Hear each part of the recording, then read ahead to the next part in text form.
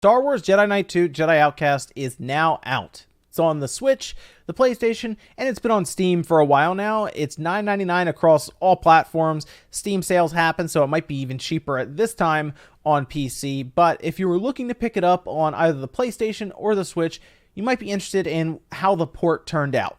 Now, this is for the Switch version of the game. I'm sure the PlayStation 4 runs it the same or even better with resolution and everything, but from what I can tell, it is native resolution and it's 60 frames per second. So for the Switch, 1080p, 720p, and then it runs definitely above 30. It could be uncapped because I have noticed that there are times where the frame rate will falter when there's a ton of stormtroopers on screen, and there are a few times they do that where they kind of play around with just having a ton of people on screen. But I wanted to show you a little bit about the game, talked about the port, my experiences with it so far. I got a code from Aspyr, thanks to them, by the way, a little before it came out, maybe only a few hours, so I didn't have a ton of time previous to when the game launched to really check it out. But I want to talk a little bit about some of the options, some of the things they moved over. So they moved over quite a few options from the PC version. In fact, I have a feeling they mostly ported that over. That was it, which is fine because the PC version is, I mean, it's as good as it's going to get for a game that came out in 2002, 2003. I mean, there's not as much you can do with the character models or anything unless you completely like remake the game. But they do have crosshair. You can change if you want the crosshair on or off. Slow motion death. They do have dismemberment. That is something that people have asked about with Star Wars games with lightsabers. Even the newest one, people have asked if it will have that. This one does. You can turn it off or on. And it has subtitles across the board, or you can only have them for cinematics, or you can just turn them off completely. So if you're concerned about any type of voiceover subtitles or anything, that is all there. If I go back to controls, there is one thing I wanted to point out. It does not have at this time an option for inverting the Y-axis. That is coming, though, in a patch they said the coming weeks. There will be a patch for that. I have a feeling, looking at the game overall, it's probably I don't think the port had a massive budget. I think it was pretty straightforward of a port for a reason, and I think it was priced at $10 for a reason. But motion controls have been added for the Switch version. So if you would like to use gyro controls, you can. They work as you would expect, which is fine. I don't really prefer the gyro controls in a lot of the games, but I understand if people like them, it is there for you to use. So that's good. Let me go back to the game. This is a little further in. Okay, and I want to talk a bit about the game as we play through it. You'll notice it for the game itself, obviously the textures and everything are from 17 years ago. They did their best to smooth it out. It does look clean on like the monitor in portable mode and everything, but it's not like amazing visuals or anything. But it is the older game cleaned up. I have also stretched to 16:9. They have a 16:9 or a 4:3 aspect ratio.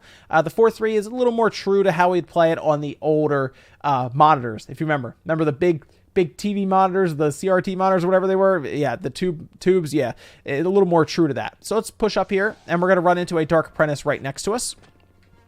And this is the thing that people really like about this game are the lightsaber battles. I just took them out right away, so I probably should have... Okay, maybe I should have ran with that a little longer. But the lightsaber battles are what people really, really like in this game. And that is the best part of the game, yes.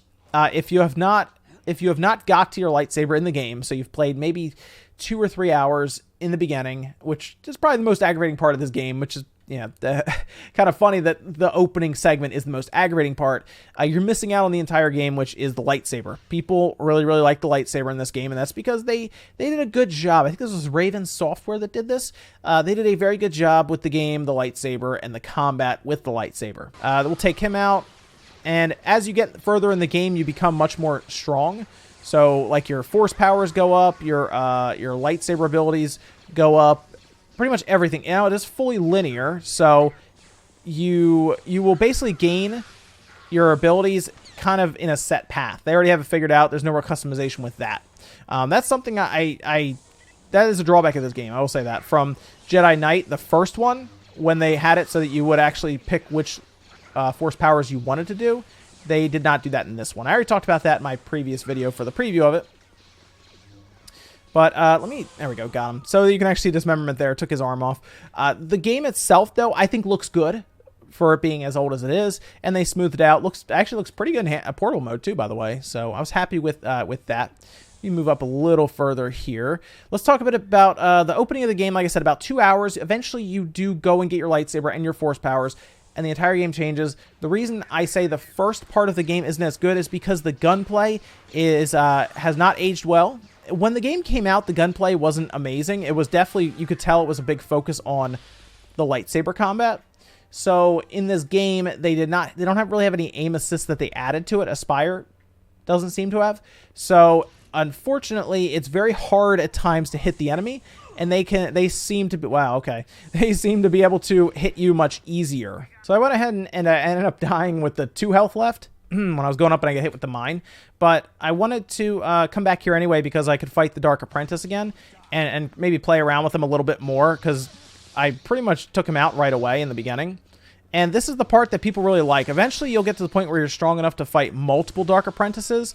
And, okay, I took him out again. But eventually you get to that point where you can fight several of them. And that's where things get really, really cool. Because before, we had Jedi Knight, the first one, Dark Forces 2 Jedi Knight, and the lightsaber battles did not look that good at the time. I mean, it worked, but here you have like acrobatic moves that you can jump around with and everything, and it's really, really cool.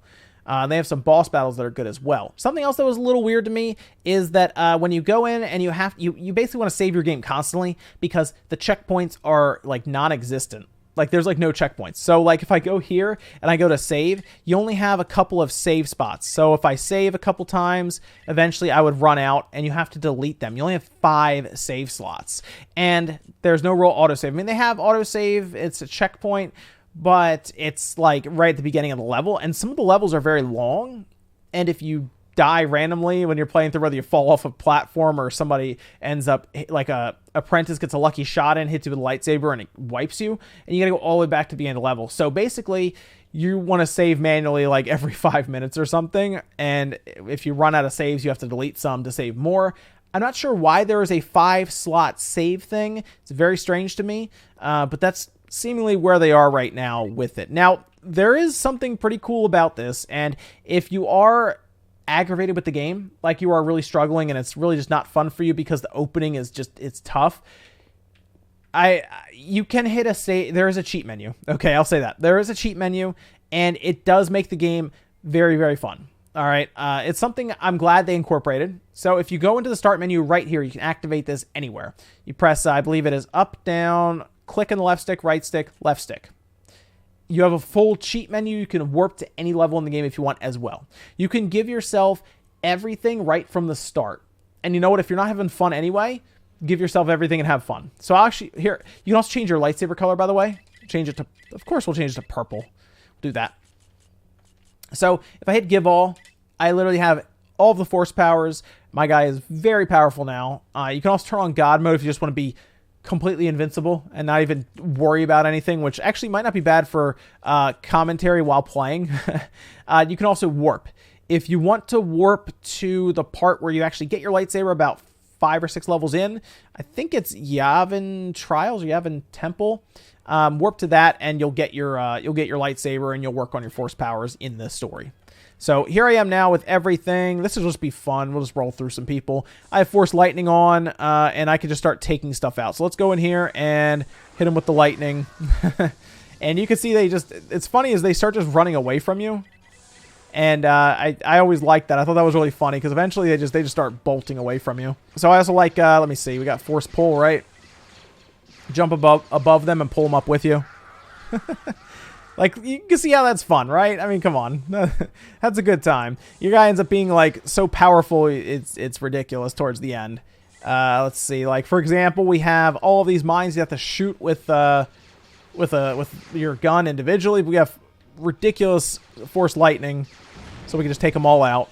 There we go. And it just makes the game more fun. It does break the game, obviously, but to be honest, the game's already kind of hard as it is. And it's going to be tough for a lot of people. This is just more or less a way to have some fun with it, especially if you're getting kind of beaten up real bad by the game. This'll just make it, I think, pretty fun to do. And I'm glad they threw it in there because it's a $10 port. It's not designed to be this crazy world beater game when it's coming out, which is out now. It's more or less a faithful port of what we played back in 2002 and 2003, just mapped to a controller as best as they could. And when I say as best they could, I mean the D-pad is like under fire constantly, because you scroll through your force powers by pressing up, you scroll through your items by pressing down, and you scroll through your weapons by pressing left and right. So you are like constantly trying to cycle through everything, and it can be pretty annoying. See, I know this is up here now. So now I can take it out. I forgot about these actually before. Okay, so now we're ready to go up. Yes, I do like the cheats being added in are fun. If you played this back on the PC, you know we all play with cheats for fun, and it was a good time because most of us played it online and just messed around and had fun with friends. But this was like way back in the day when we were playing this in Unreal Tournament, I believe, in Quake 3, I think was the other one we'd play a lot. Counter-Strike, maybe? I'm trying to remember what else we played. But I know those were the big ones. What should I use on him? Let's see. How about I use, we'll use, okay, so there you go. He ended up shooting himself by accident when I was trying to pick my force powers. What is that? That's another droid. There we go. Take him out. You end up having to get security keys. The other thing that's can be kind of annoying in this game is you end up wandering around quite a bit. I know where that key is though, and I should have grabbed it. I don't know if I can survive that fall. I should have grabbed it. It's down here. But you end up wandering around. It's almost like a maze at times, and that's something that people will point out specifically in the beginning of the game. And I think that's probably where I would say probably a map would help with that. I think R2-D2 and C-3PO are in this level, if I remember right. My different styles I cycle through there too. I usually like to keep the faster style when I'm fighting stormtroopers because they don't take many hits to wipe out with a lightsaber, obviously. You just kind of, oh, there. You just kind of run through them, like with a hit. But when you're fighting like Dark Apprentices or Sith or anything, especially the stronger ones when you get towards the end, you want to kind of play around with your styles, I would say. So let me switch to pull. See, force pull their weapons out of their hands even. So they will just kind of run around, not know. They won't. Oh, sorry. Took out C-3PO. They just won't know what to do then. So I, of course, already did a full preview on it. If you want to see more about that, you can check that video out as well. But the port itself is good. I don't know if every aspect of this game has aged completely well, like compared to how it used to be back when it was surrounded by games of this caliber, I'll say. But I still think the combat with the lightsaber is still top tier. I think if you can get to that point, it's good. If you get aggravated, use the cheat menu, warp yourself to where you would get the lightsaber. You're going to miss one little piece of plot that ends up not meaning much towards the end anyway, but it does at least explain why Kyle Katarn is seeking out the Force and becoming a Jedi again because he had previously given up that life. It'll at least tell you. And yes, you can still draw with the lightsaber. That was something else that people did a lot back then. It'll still leave marks all over the wall if you run by it and everything. And that was kind of a cool thing. I remember that was something they talked about in magazines back then, is that the lightsaber has like these the ability to leave markings on the walls. That's how realistic it is. You'll feel like a Jedi. It was really funny. That was even part of their like marketing campaign, was that the lightsaber would like leave stuff on the wall, and you could like, people were like drawing their name and posting it online. I remember that. But let me know what you guys think about Jedi Outcast. It's out now on the Switch, PS4. It's been out on the PC, but let me know if you picked this one up. Let me know if you noticed that the opening to the game is a bit, I'll say a bit rough around the edges, right? But then if you get your lightsaber and everything, it becomes a lot more fun. I think it's going to be kind of hard for people in the beginning, and I'll be curious. One of the challenges now should be getting to your lightsaber in Jedi Outcast. If you can do that, you're pretty good at video games then. Thanks guys for watching. Make sure you like the video if you enjoyed it, dislike it if not, and I'll see you guys next time.